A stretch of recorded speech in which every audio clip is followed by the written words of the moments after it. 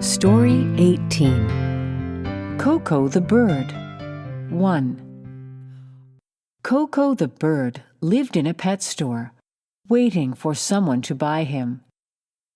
"Someday I'll sail the seas on a pirate's ship," he said. "That's awesome," said Max the puppy. One day a lady came into the store. "I'd like a special pet," she said. "This bird likes the water," said the owner.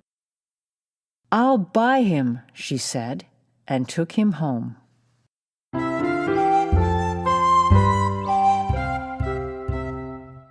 A special pet?